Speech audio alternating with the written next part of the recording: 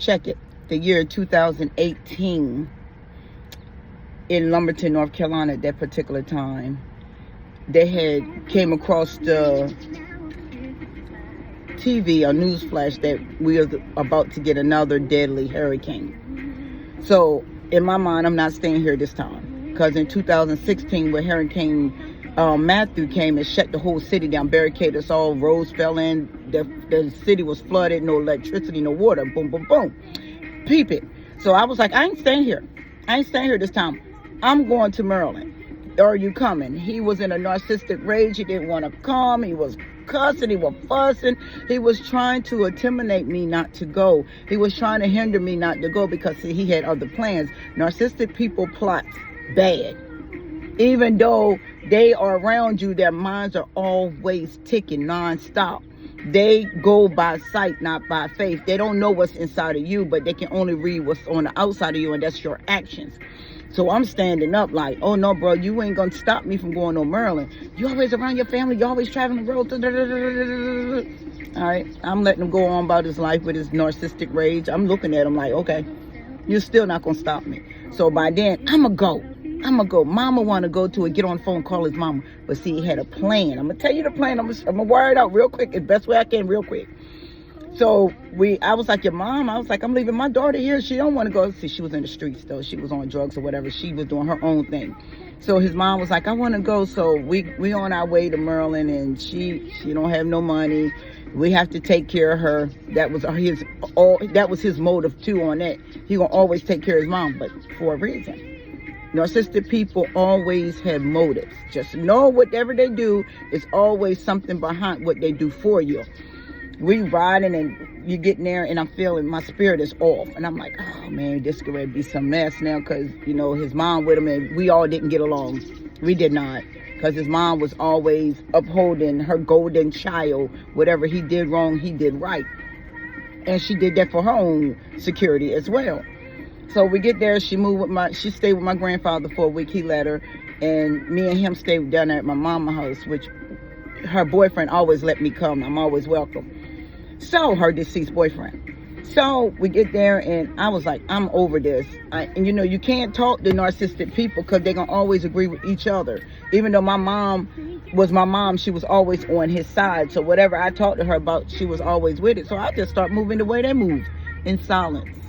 So I start going out, leaving him right in the house with her. Y'all want to be together, stay in here with her. Now, mind you, he used to do me like that when he go home to South Carolina. He was leave me on a porch with his family. I didn't know the people at first, but see, I'm very sociable, so I can get to know people. They don't like what they dish out. They cannot take back what they dish out. They're always right. They never wrong. They never take accountability, and they think they look better than everybody. They think they're better than everybody. Everybody is beneath them. This is just how narcissistic people think in their heads. Sad but true.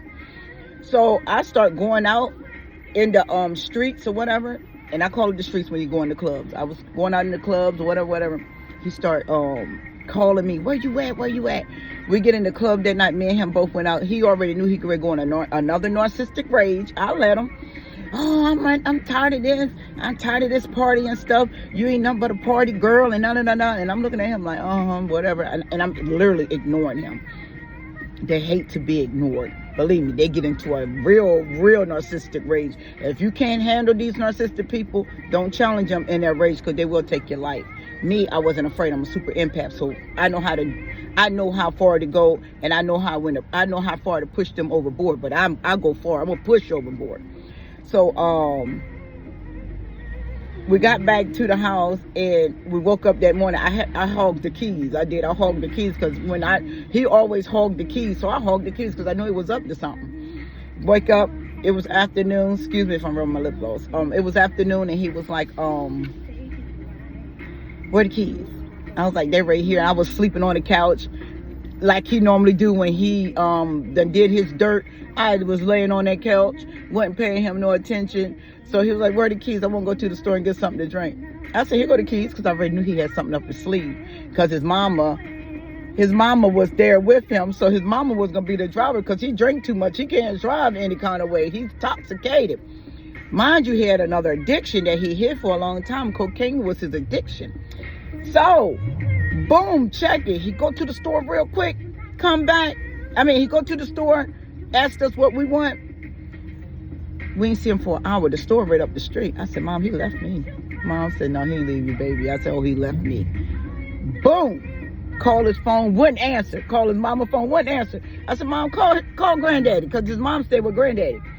Call my grandfather. My grandfather said, they say that Siobhan didn't want to go back home, so they left her.